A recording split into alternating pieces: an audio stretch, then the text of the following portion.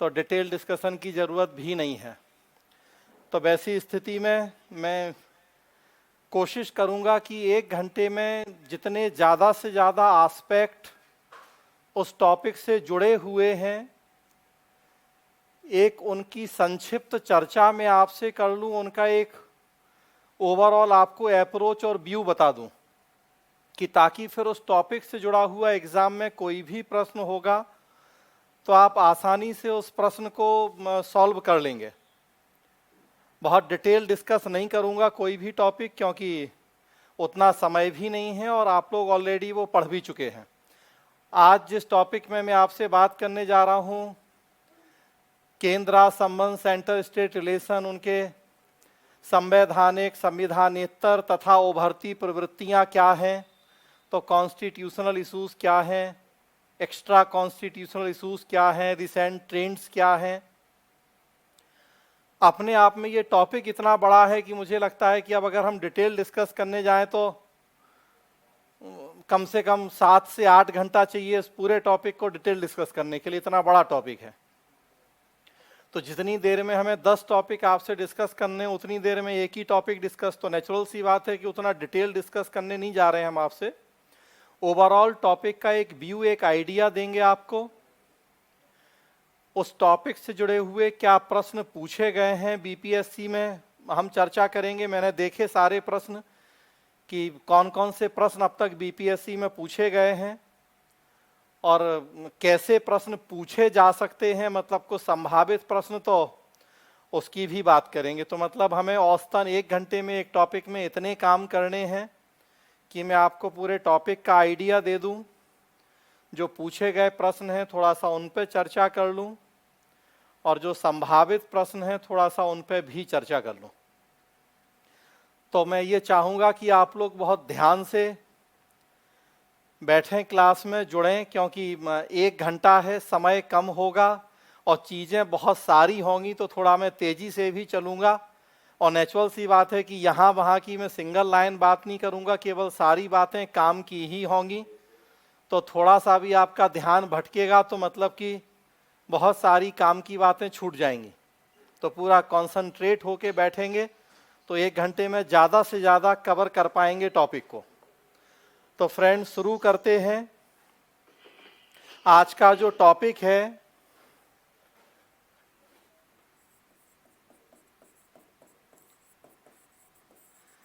केंद्र राज्य संबंध, सेंटर स्टेट रिलेशन, उसके संवैधानिक आयाम क्या हैं,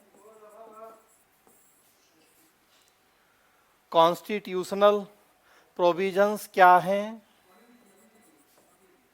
गैर संवैधानिक या संविधानेतर आयाम क्या हैं, एक्स्ट्रा कॉन्स्टिट्यूशनल डायमेंशंस क्या हैं, और प्लस करेंट ट्रेंड्स क्या हैं या उभरती प्रवृत्तियां क्या हैं।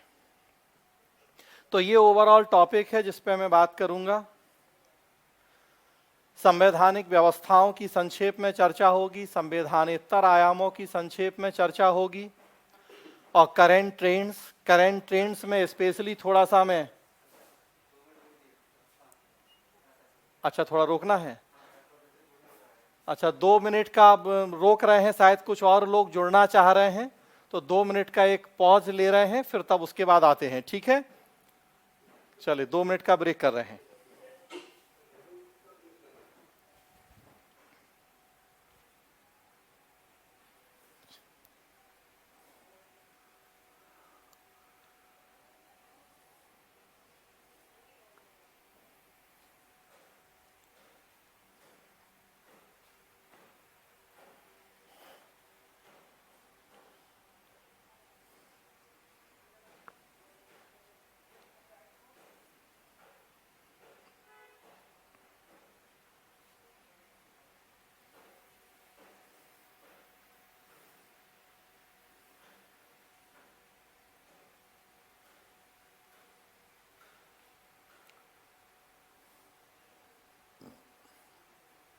संजय ये डबल कैमरा अच्छा, एक न्यू स्टेंसिल का लगा है कैमरा ये।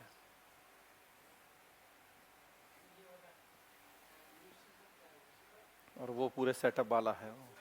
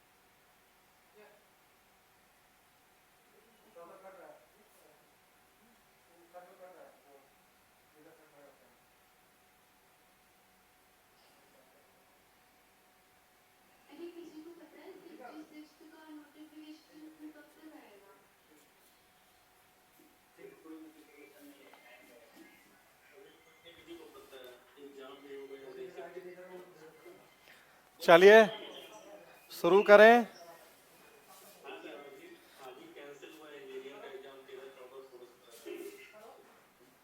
चलिए अब आप लोग देखिए, मुझे शुरू कर रहे हैं। कुछ और लोग जुड़ रहे थे एक्चुअली, इसलिए थोड़ा सा 2-5 मिनट का जो भी ब्रेक लेना पड़ा।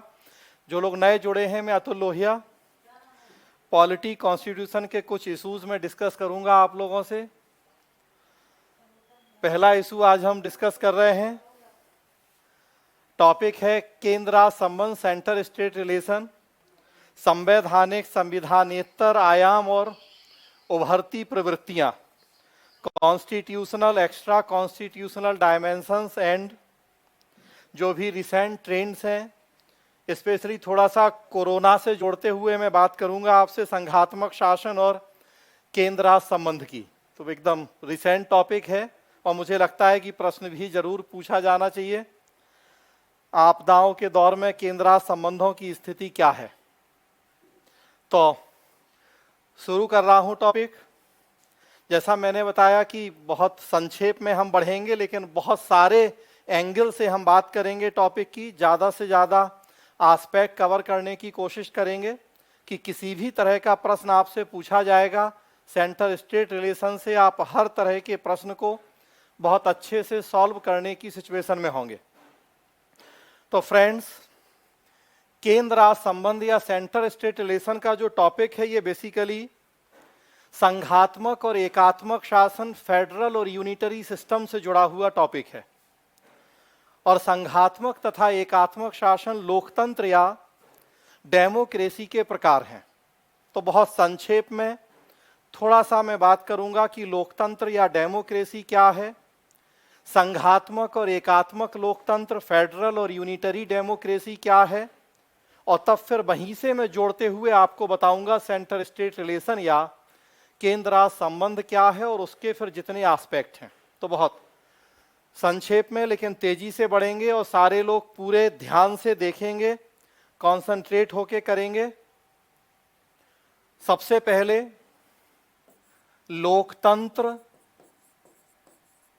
या डेमोक्रेसी। डेमोक्रेसी का अर्थ, विशेषताएं, प्रकार, मैं मान के चल रहा हूं कि सारी चीजें आपको पता होंगी। लोकतंत्र एक ऐसी शासन व्यवस्था होती है जिसमें ज्यादा से ज्यादा लोगों की भागीदारी होती है। जो डेमोक्रेसी शब्द है अंग्रेजी का, वो डेमोस और क्रारिया इन दो शब्दों से मिलकर बना है। डेमोस और क्रारिया ग्रीक भाषा के शब्द हैं। डेमोस का मतलब होता है लोग और क्रारिया का मतलब होता है शासन। दोनों को जोड़ दें तो डेमोक्रेसी का मतलब होता है लोगों का शासन। उसी की हम व्याख्या करते हैं, ऐसी शासन व्यवस्था जिसमें ज्यादा से ज्यादा लोगों की भागीदारी हो, उसे हम लोकतंत्र या डेमोक्रेसी कहते हैं। सार्वजनिक वयस्क मताधिकार के आधार पर अपने प्रतिनिधियों का चुनाव एक सबसे महत्वपूर्ण विशेषता होती है लोकतंत्र की। प्रत्यक्ष लोकतंत्र और प्रतिनिधि लोकतंत्र या डायरेक्ट डेमोक्रेसी और रिप्रेजेंटेटिव डेमोक्रेसी, ये लोकतंत्र के दो प्रकार होते हैं जनता की भागीदारी के आधार पर। दुनिया के ज्यादातर देशों में रिप्रेजेंटेटिव डेमोक्रेसी, प्रतिनिधि लोकतंत्र का प्रचलन है, जिसमें जनता अपने प्रतिनिधियों को चुनती है वयस्क मताधिकार के आधार पर और फिर वो शासन सत्ता का संचालन करते हैं। मूल अधिकारों को प्राथमिकता, एक स्वतंत्र न्यायपालिका, विभिन्न राजनीतिक दलों के बीच में हेल्दी कंपटीशन, स्वस्थ प्रतिस्पर्धा, ये कई और महत्वपूर्ण विशेषताएं होती हैं लोकतांत्रिक शासन की। हमें अभी थोड़ा सा मतलब है लोकतांत्रिक शासन के प्रकार या टाइप्स उसके जो होते हैं। अलग अलग आधारों पर लोकतंत्र के बहुत सारे प्रकार किए गए हैं। एक मैंने बताया कि जनता की भागीदारी के आधार पर प्रत्यक्ष और प्रतिनिधि लोकतंत्र, डायरेक्ट और रिप्रेजेंटेटिव डेमोक्रेसी। एक होता है विधायिका और कार्यपालिका, लेजिस्लेटिव एंड एग्जीक्यूटिव के रिलेशन के आधार पर, तो संसदीय और अध्यक्षीय लोकतंत्र, पार्लियामेंट्री एंड प्रेसिडेंशियल डेमोक्रेसी। और अभी जिसकी हम आपसे बात करने जा रहे हैं संघात्मक और एकात्मक लोकतंत्र, ये केंद्र और राज्य सरकार के आपसी संबंधों के आधार पर लोकतंत्र के प्रकार होते हैं। संघात्मक और एकात्मक लोकतंत्र, फेडरल एंड यूनिटरी डेमोक्रेसी। केंद्र और राज्य के संबंधों के आधार पर प्रकार, वही टॉपिक है हम लोगों के लिए, केंद्र राज्य संबंध, सेंटर स्टेट रिलेशन। तो थोड़ा सा अब संघात्मक और एकात्मक शासन की हम बात करेंगे और तब फिर उसके बाद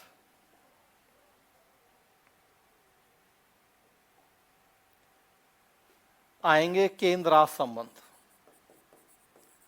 संघात्मक और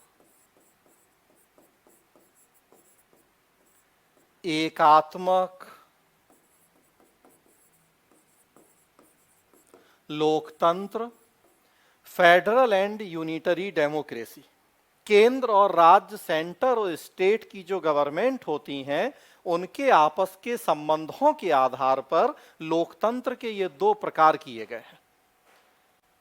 संयुक्त राज्य अमेरिका, यूएसए, संघात्मक शासन का आदर्श उदाहरण है। इनफैक्ट दुनिया का पहला देश है जहां संघात्मक शासन व्यवस्था की शुरुआत हुई।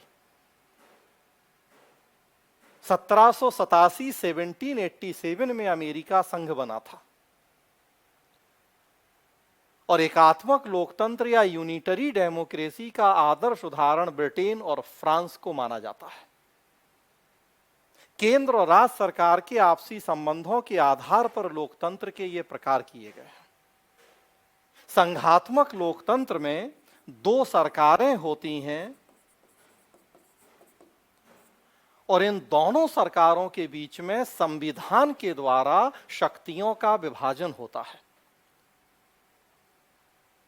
केंद्र सरकार, राज्य सरकार, और दोनों के बीच में संविधान के द्वारा शक्तियों का विभाजन, division of powers bye constitution.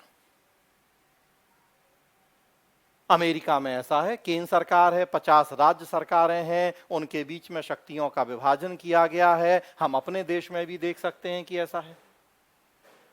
संविधान की अनुसूची 7 के तहत देखिए आप, संघ सूची, राज्य सूची, संवर्ती सूची के माध्यम से केंद्र और राज्य के बीच में शक्तियों का विभाजन है। हम भी संघात्मक शासन वाले देश हैं। सबसे मौलिक और महत्वपूर्ण विशेषता होती है दो सरकारें और शक्तियों का विभाजन, और यहीं से ये हमारा टॉपिक निकलता है, केंद्र राज्य संबंध या सेंटर स्टेट रिलेशन। दोनों सरकारें अपने अपने क्षेत्र में अपनी शक्तियों के प्रयोग के लिए स्वतंत्र होती हैं, जबकि एकात्मक शासन में दो कंडीशन होती हैं। एक कंडीशन तो यह होती है कि एक ही सरकार हो,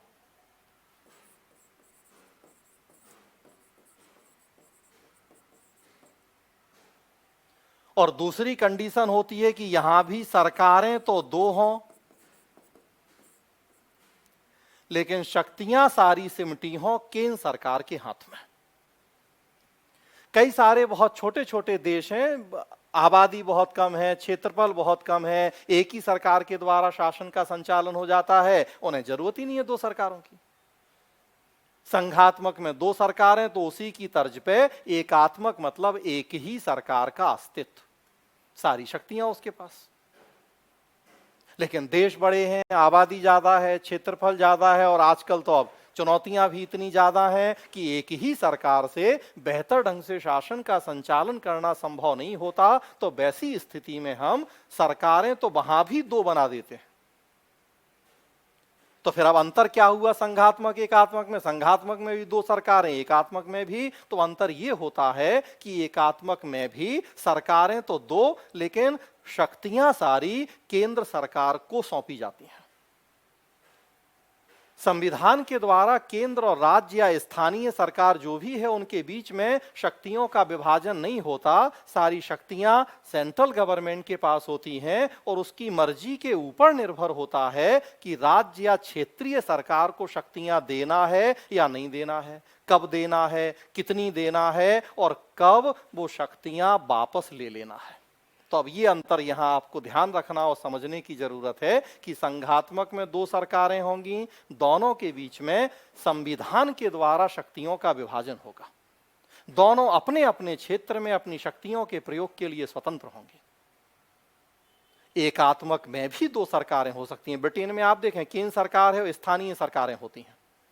तो एकात्मक में भी दो सरकारें, लेकिन शक्तियां सारी केंद्र सरकार के हाथ में होगी। एकात्मक में संविधान के द्वारा बंटवारा नहीं होगा, सारी शक्तियां केंद्र के हाथ में और उसकी मर्जी के ऊपर होगा कि राज्यों को शक्तियां दें, नहीं दें, कब दें, कितनी दें, कब वापस ले लें।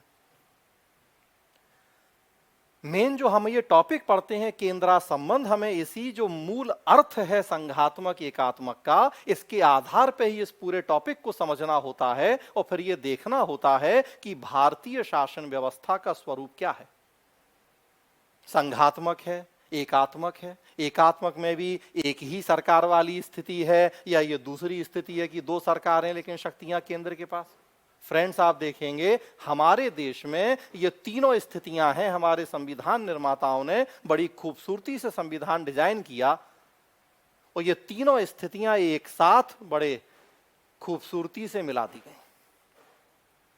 केंद्रा संबंध बस इसी टॉपिक का नाम है कि दो सरकारें हैं, शक्तियों का विभाजन है, तो संघात्मक शासन भी है हमारा देश सामान्य परिस्थिति में, लेकिन विशेष परिस्थिति में फिर ऐसी स्थिति भी बनती है कि सरकारें दो रहती हैं, केंद्र सरकार, राज्य सरकार, लेकिन शक्तियां सिमट जाती हैं केंद्र के हाथ में। आज देखिए जो कोरोना का दौर चल रहा है और जिसमें आपने भी अखबार में अक्सर पढ़ा होगा, आपदा प्रबंधन कानून जो 2005 में बना है, जो केंद्र सरकार को एडिशनल पावर सौंपता है आपदा से निपटने के लिए। तो देखिए सरकारें दो हैं, केंद्र सरकार भी और सारी राज्य सरकारें भी काम कर रही हैं, लेकिन फिर भी शक्तियां सिमट गई हैं केंद्र के हाथ में।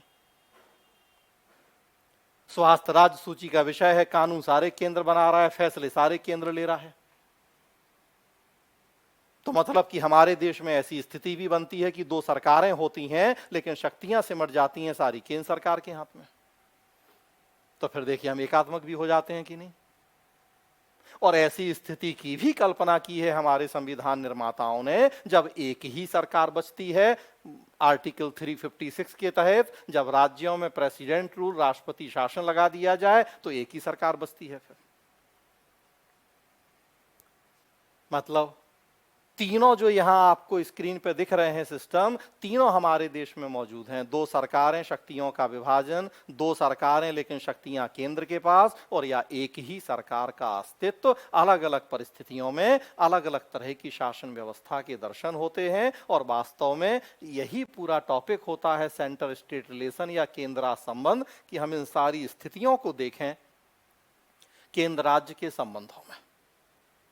फ्रेंड्स, थोड़ा सा संघात्मक शासन जानना जरूरी है क्योंकि ये टॉपिक जुड़ा हुआ है। मेनली संघात्मक शासन के कुछ प्रकार अक्सर आप पढ़ते सुनते हैं। एक सहकारी संघवाद, कोऑपरेटिव फेडरल सिस्टम। आजकल और एक नया रूप चल रहा है, शायद आपने सुना होगा, प्रतिस्पर्धी संघवाद, कॉम्पिटिटिव फेडरल सिस्टम, आजकल सबसे ज्यादा चर्चा में है।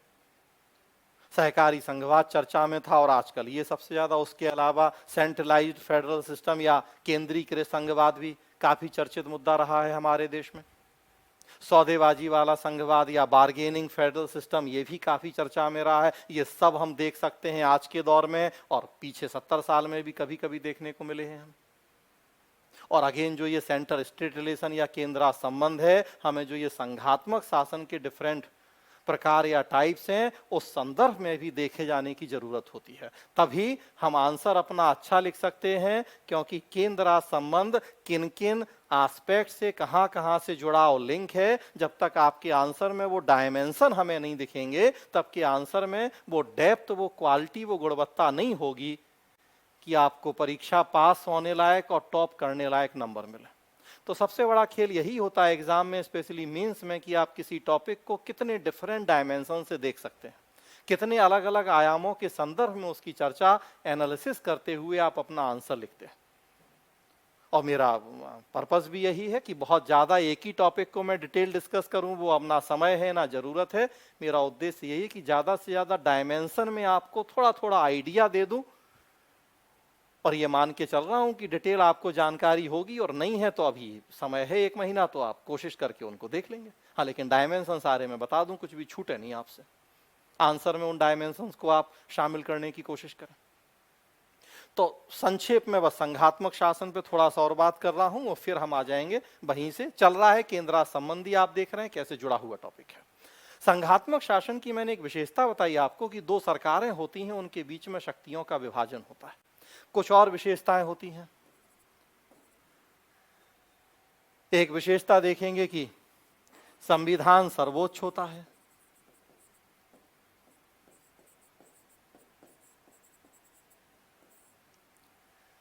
मैंने बताया आपको कि 2 सरकारें होंगी, उनके बीच में शक्तियों का विभाजन होगा, और वो शक्तियों का विभाजन संविधान के द्वारा होगा, और संविधान सर्वोच्च होगा। तभी तो शक्ति विभाजन का मतलब होगा, तभी तो उसे अथॉरिटी मिलेगी। अगर संविधान सर्वोच्च नहीं है, संविधान के ऊपर विधायिका या कार्यपालिका या कोई और संस्था हावी है, तो संविधान में लिखी बातों का कोई मतलब ही नहीं रह जाएगा। तो इसलिए जरूरी है संविधान की सर्वोच्चता। और एक बड़ी महत्वपूर्ण विशेषता होती है कि जो केंद्र की विधायिका होती है वो 2 सदनीय विधायिका होती है। बहुत महत्वपूर्ण बात है, बहुत महत्वपूर्ण सिद्धांत है जिसे समझने की जरूरत है। हम बात कर रहे हैं डेमोक्रेसी की, लोकतंत्र, लोगों का शासन, और यहां बात हो रही है संघात्मक लोकतंत्र, मतलब केंद्र संबंध। तो जो केंद्र की विधायिका होती है, सेंट्रल लेवल की लेजिस्लेटिव होती है, वो 2 सदनीय होती है। एक सदन में जनता के चुने हुए प्रतिनिधि रखे जाते हैं ताकि हम लोकतंत्र की मूल भावना की रक्षा कर सकें, और दूसरे सदन में हम क्या करते हैं, जो राज्य या क्षेत्रीय इकाइयां हैं उनके प्रतिनिधियों को रखते हैं ताकि उनके हितों की भी रक्षा हो सके। बहुत सोच समझ के सिस्टम तैयार किए जाते हैं, कॉन्स्टिट्यूशन बनाए जाते हैं। हर छोटी बड़ी बात को ध्यान में रखना होता है, तभी नियम सिद्धांतों का निर्धारण होता है। हमें लोकतंत्र भी बचाना है तो एक सदन में जनता के चुने हुए प्रतिनिधि, हमारे देश में देखें लोकसभा, और दूसरे सदन में राज्यों के प्रतिनिधि, ताकि केंद्र सरकार कोई ऐसा काम नहीं कर दे, संविधान में संशोधन नहीं कर दे, या कोई ऐसी नीति नहीं बना दे जिससे राज्यों की शक्तियां छिन जाएं, उनके हितों को नुकसान पहुंच जाए। तो दूसरे सदन में राज्यों के प्रतिनिधि, राज्यसभा। कॉन्सेप्ट अमेरिका का है, वहां देखें आप, हाउस ऑफ रिप्रेजेंटेटिव लोगों का सदन है और सीनेट राज्यों का। हमने भी अपने देश में उसी सिस्टम को अडॉप्ट किया है। और प्लस देखेंगे, इस पूरे सिस्टम की रक्षा के लिए एक स्वतंत्र सर्वोच्च न्यायपालिका का होना बहुत जरूरी होता है। इस पूरे सिस्टम की रक्षा के लिए एक स्वतंत्र सर्वोच्च न्यायपालिका होती है।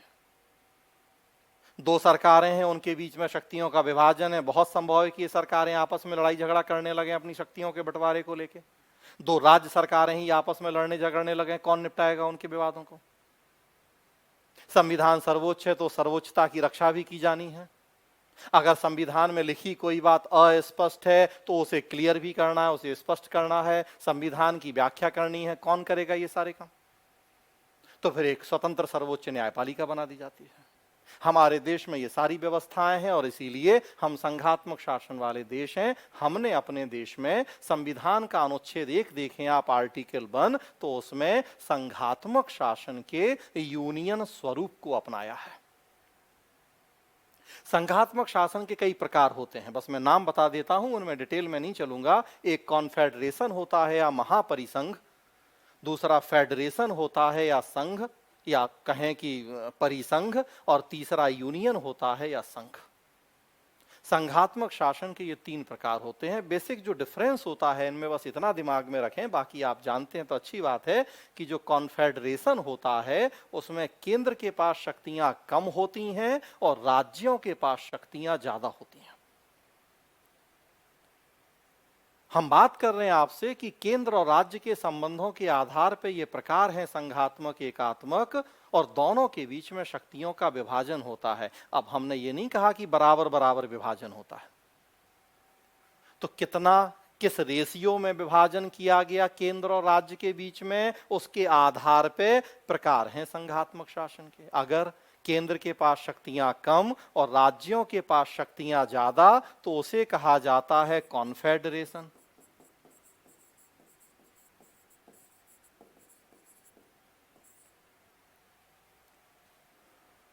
अगर केंद्र और राज्य के पास लगभग बराबर बराबर शक्तियां 50-50 वाली स्थिति, तो उसे कहा जाता है फेडरेशन।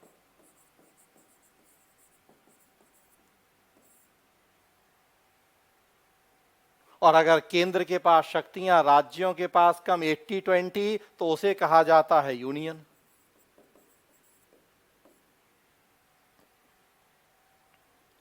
भारत में हमने इस यूनियन मॉडल को अपनाया, ये कनाडा से सीखा हमने। अमेरिका में फेडरेशन है।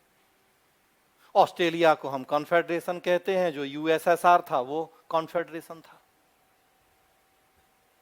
हमें जो ये सेंटर स्टेट रिलेशन हम देखते हैं, केंद्र संबंध, इस संदर्भ में देखे जाने की जरूरत होती है कि भारत में हमने फेडरल सिस्टम के यूनियन मॉडल को एडॉप्ट किया है, जिसका नेचर ही होता है कि राज्यों की तुलना में केंद्र ज्यादा शक्तिशाली होता है।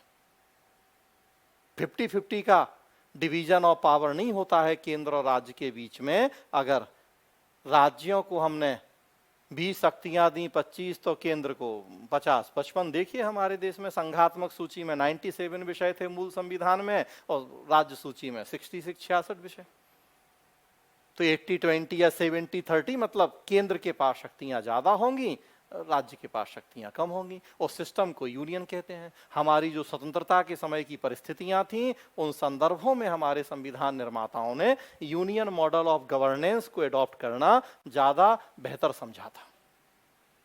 वो फिर पूरा अलग टॉपिक है, यूनियन मॉडल ऑफ गवर्नेंस। हमें अभी उतना डिटेल तो जाना नहीं है।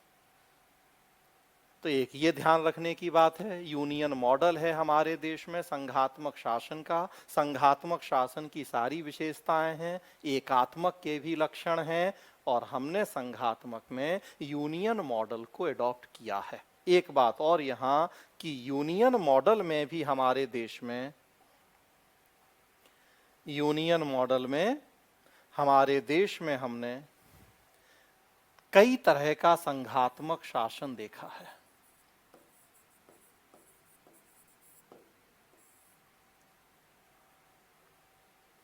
थोड़ा सा ये जरूरत है हमें यहाँ, एक बहुत महत्वपूर्ण भी है आपके लिए। एक केंद्रीकृत संघवाद होता है, सेंट्रलाइज्ड फेडरल सिस्टम। एक सौदेबाजी वाला संघवाद होता है, बार्गेनिंग फेडरल सिस्टम। एक सहकारी संघवाद होता है, कोऑपरेटिव फेडरल सिस्टम। और एक आजकल जो बहुत चर्चा में है, प्रतिस्पर्धी संघवाद है, competitive federal system. NITI Aayog specially सहकारी संघवाद और प्रतिस्पर्धी संघवाद को प्रोत्साहित करने से जुड़ी हुई एक सर्वाधिक महत्वपूर्ण संस्था है हमारे देश में वर्तमान समय में। एक एक लाइन में इनको समझना जरूरी है। सेंटर स्टेट रिलेशन से जुड़े हुए बड़े महत्वपूर्ण इशू हैं सारे, और वर्तमान से जुड़े हुए इशू हैं सब। केंद्रीकृत संघवाद में क्या होता है, दो सरकारें होती हैं, दोनों के बीच में शक्तियों का विभाजन होता है, लेकिन राज्य सरकारें स्वेच्छा से केंद्र सरकार के सामने सरेंडर कर देती हैं। बिना केंद्र की मर्जी के वो अपनी शक्तियों का प्रयोग नहीं करती हैं। अक्सर ऐसी स्थिति तब बनती है जब केंद्र और राज्य में एक ही पॉलिटिकल पार्टी की गवर्नमेंट हो। जैसे आफ्टर इंडिपेंडेंस ऐसी स्थितियां थीं कि कांग्रेस की गवर्नमेंट केंद्र में भी, ज्यादातर राज्यों में भी, तो राज्य की कांग्रेस सरकारें केंद्र की मर्जी के बिना कुछ नहीं करती थी। आज देखिए केंद्र में बीजेपी और जितने राज्यों में बीजेपी की सरकारें, तो वही स्थिति कि स्वेच्छा से ही राज्य सरकारें सरेंडर कर देती हैं। दूसरा होता है सौदेबाजी वाला संघवाद। बार्गेनिंग फेडरल सिस्टम, इसमें दो सरकारें हैं, दोनों के बीच में शक्तियों का विभाजन है, लेकिन दोनों सरकारें अपनी शक्तियों के प्रयोग करते समय एक दूसरे से सौदेबाजी करती हैं। खुलेआम बार्गेनिंग देखने को मिल जाएगी आपको केंद्र और राज्य सरकारों के बीच में अपनी शक्तियों के प्रयोग को लेकर। ऐसा अक्सर तब होता है जब कोएलिशन गवर्नमेंट या गठबंधन सरकार होती है। केंद्र में केंद्र सरकार का अस्तित्व अगर राज्य सरकारों की इच्छा के ऊपर निर्भर है तो फिर राज्य सरकारें केंद्र से खुलेआम सौदा करती हैं। राज्य सरकारों का अस्तित्व तो हमेशा से हमारे देश में केंद्र के ऊपर निर्भर है आर्टिकल 356 के द्वारा। तो केंद्र तो राज्यों से करता ही है सौदा,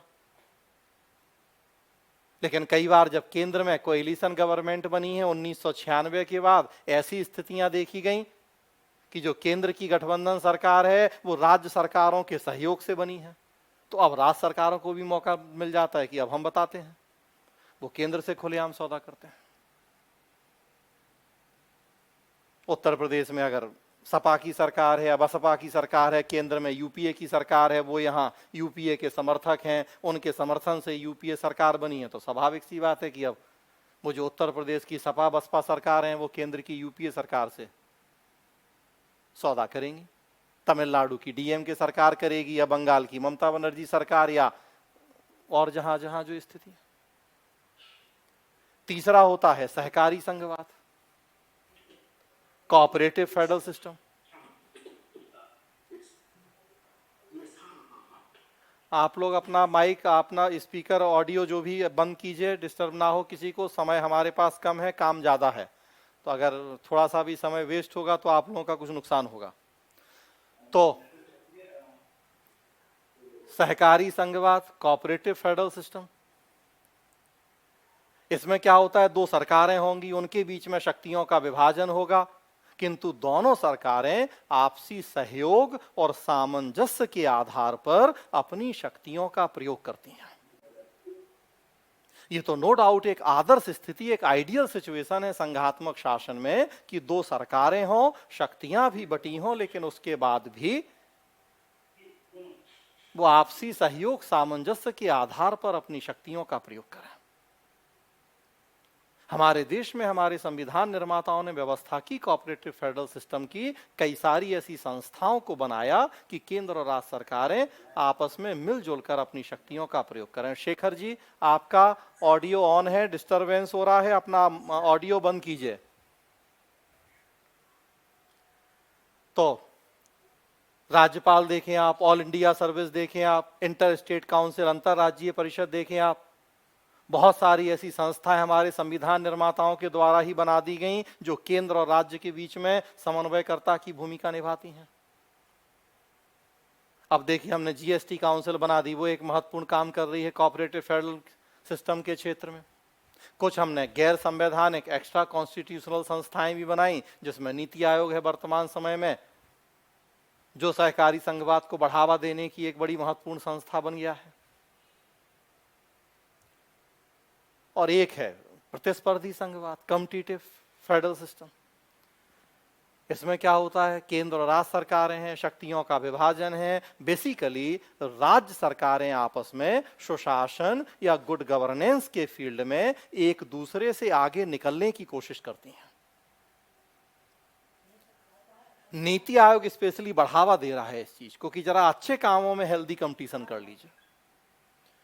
कौन सा राज्य कितना विदेशी निवेश आकर्षित कर पा रहा है, कौन सा राज्य कितना केंद्र की योजनाओं को कितना प्रभावी तरीके से लागू कर पा रहा है, कौन सा राज्य शिक्षा, स्वास्थ्य, लॉ एंड ऑर्डर के फील्ड में ज्यादा अच्छा काम कर पा रहा है। तो एक दूसरे से आगे निकलने की होड़ सुशासन या गुड गवर्नेंस को लेकर, और नीति आयोग प्रमोट कर रहा है, इसे रैंकिंग की जा रही है उसकी कि किस राज्य की क्या स्थिति है सुशासन के मापदंडों के आधार पर। तो इसे हम कह रहे हैं प्रतिस्पर्धी संघवाद या कॉम्पिटिटिव फेडरल सिस्टम। आजकल सारी चीजें हम देख सकते हैं, मेनली सहकारी संघवाद और प्रतिस्पर्धी संघवाद पर ज्यादा जोर है नीति आयोग के द्वारा। अब आ जाएं हम यहीं से केंद्रासम टॉपिक वही चल रहा है सारा, आपने देखा कि सारी चीजें जुड़ी हैं, जानना जरूरी है। थोड़ा सा आप देखें कि केंद्र राज्यों के बीच में जो संबंध है, जो शक्तियों का बंटवारा है, वो कैसे किया गया है, कैसे आपको अब इस पूरे टॉपिक को बांधना है, एक सिस्टेमेटिक रूप देना है। अक्सर मैंने देखा कि काफी बड़ा टॉपिक है। आर्टिकल 245 से लेके आर्टिकल 300 तक आप देखें 55-56 अनुच्छेद हैं जो केंद्र संबंध से जुड़े हुए हैं, और उसमें भी जीएसटी के बाद और कितने सारे अनुच्छेद बीच बीच में जुड़ गए हैं। तो काफी बड़ा सेक्शन है। उस सेक्शन को एक सही सिस्टम में अरेंज कर लेना ही एक सबसे बड़ी चुनौती है आपके लिए। तो केंद्र संबंध कैसे आपको उसको सही सिस्टम में अरेंज करना है, कैसे बांधना है, जरा देखिए उस टॉपिक को अब।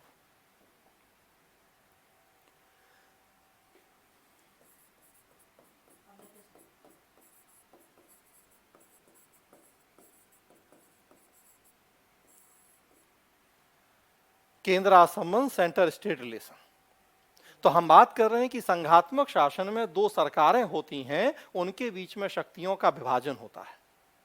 हमारे देश में केंद्र सरकार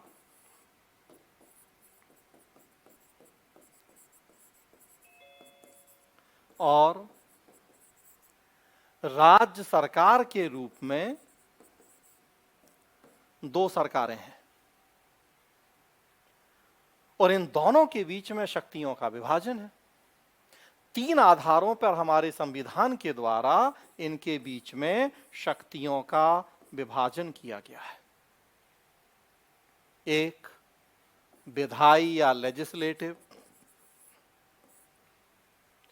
दूसरा कार्यकारी या एग्जीक्यूटिव, और तीसरा वित्तीय या फिनेंशियल। इन 3 आधारों पर हमारे संविधान निर्माताओं ने केंद्र और राज्यों के बीच में शक्तियों का विभाजन किया। एक बड़ी महत्वपूर्ण बात जो आपको याद रखनी चाहिए कि न्यायिक शक्तियों का विभाजन नहीं किया गया, जुडिशियल पावर, ये विभाजन नहीं है केंद्र और राज्य के बीच में, ये शक्तियां केंद्र को दी गई। अकाउंटिंग या लेखा परीक्षा शक्तियों का विभाजन नहीं किया गया, वो केंद्र को दी गई। इलेक्शन या निर्वाचन शक्तियों का विभाजन नहीं किया गया, वो केंद्र को दी गई। मेनली इन 3 आधारों पर शक्तियों का विभाजन हुआ केंद्र और राज्य के बीच में, विधायी, कार्यकारी और वित्तीय आधार। और यही पूरा टॉपिक फिर कहलाता है केंद्र संबंध या सेंटर स्टेट रिलेशन। जितनी चीजें अब तक मैंने आपको बताई, जब आप ये टॉपिक पढ़ते हैं या आंसर लिखते हैं, उन सारी चीजों को आपको ध्यान में रखना जरूरी है। संघात्मक शासन, एकात्मक शासन, यूनियन, सहकारी संघवाद, प्रतिस्पर्धी संघवाद, उन सारी बातों को ध्यान में रखते हुए आपको ये टॉपिक डिस्कस करना है या आंसर लिखना है। थोड़ा थोड़ा सा देखिए इनको, विधायी संबंध, कार्यकारी संबंध और वित्तीय संबंध कैसे आप करें इस टॉपिक को। अब तो एक एक करके थोड़ा सा देखते हैं।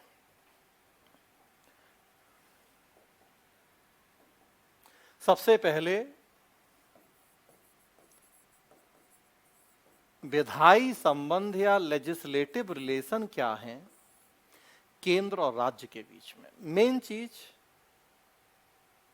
4 टॉपिक जो मैं हमेशा कहता हूं कि आप लोगों को पढ़ने चाहिए केंद्र संबंध में, अक्सर 2 टॉपिक पढ़ के आप आगे बढ़ जाते हैं। मेरे हिसाब से 4 टॉपिक कम से कम। सबसे पहले तो कि सामान्य परिस्थिति में विधायी संबंध क्या है। एक जनरल सिचुएशन है, सामान्य परिस्थितियां, तो क्या रिलेशन है। फिर दूसरा कि स्पेशल सिचुएशन, कुछ विशेष परिस्थितियां हैं, तो विधायी संबंध क्या है। तीसरी बात कि विधायी संबंधों में केंद्र ज्यादा मजबूत कैसे है।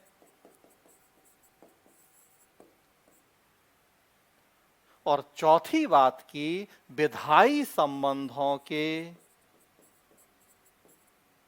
विवादास्पद मुद्दे कौन से हैं, ऐसे मुद्दे जिनको लेकर केंद्र और राज्य के बीच में कभी डिस्प्यूट हुए हैं और या फ्यूचर में डिस्प्यूट होने की आशंका है। ये 4 टॉपिक विधायी में भी पढ़ें, सेम 4 टॉपिक कार्यकारी में भी, और सेम 4 टॉपिक फाइनेंशियल में भी। जो ये सामान्य परिस्थिति और विशेष परिस्थिति के संबंध हैं, ये संविधान में लिखी बातें हैं, तो एक तरह से कहें फैक्चुअल चीजें हैं, रटना होता है, समझना भी है और रटना भी है। जो नीचे वाले 2 टॉपिक हैं ये एनालिसिस करके हमें अपने से निकालने होते हैं ऊपर वाले 2 टॉपिक से। और अक्सर आप देखेंगे जो प्रश्न पूछे जाते हैं पीएससी में वो ऊपर वाले 2 टॉपिक की जगह नीचे वाले 2 टॉपिक से ज्यादा होते हैं। प्रीलिम्स के लिए ऊपर वाले 2 टॉपिक महत्वपूर्ण है क्योंकि कुछ फैक्चुअल नॉलेज है, कुछ रटने की चीजें हैं, तो वो आपको प्री में उसी की जांच होती है।